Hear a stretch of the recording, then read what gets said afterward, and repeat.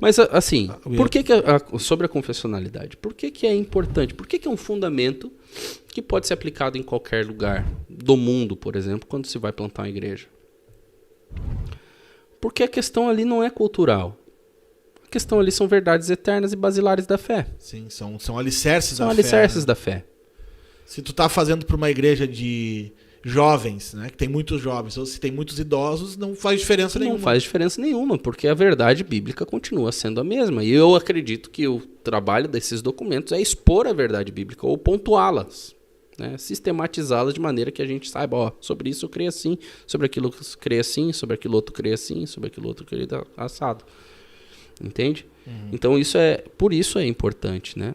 Agora você imagina, se não existe um padrão confessional na igreja, por exemplo, uma coisa que pode acontecer é um pastor ser arminiano e o outro ser calvinista, por exemplo, na mesma igreja. E tem isso aí?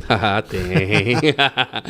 Tem um pastor herminiano também, na mesma igreja que um pastor Anderson Silva Liano, né? Cara, pode ter de tudo num corpo pastoral, por exemplo. E isso para não falar a respeito das pessoas que fazem parte da igreja. Sim. Agora você imagina a multiplicidade de crenças que pode existir numa mesma igreja que não tem uma confissão de fé. Ah, mas eu acredito nisso. E principal é que assim, né? Pessoas que são parte da igreja, assim, né? Os membros e tal. O cara pode ter dúvidas, né? Mas o pior é ele ter uma dúvida e não ter nem aonde embasar. Tá, não, beleza. Eu tenho uma dúvida sobre os dons espirituais. Tá, mas o que nós acreditamos? Aonde nós temos isso documentado sobre como nós cremos, né?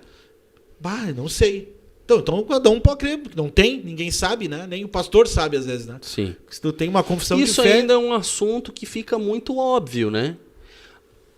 Em como a igreja caminha. Se a igreja é mais carismática, isso vai ser claro, óbvio. Eu tô tocando um assunto qualquer, né? Mas e se a gente for para coisas menores, né? Vai para coisas menores. Quem deve participar da ceia, por exemplo? Sim. Quem deve ser batizado? Sabe? São coisas muito caras para a igreja e se não tem uma base sólida, você pode inventar qualquer coisa, cara. Entendeu? E tantas outras coisas, né? Quem é o Deus Trino? Né? Como funcionam os decretos de Deus? Como Deus age na história, por exemplo? Como Deus trabalha na salvação ou para a salvação dos homens? Tudo isso está na nossa confissão de fé.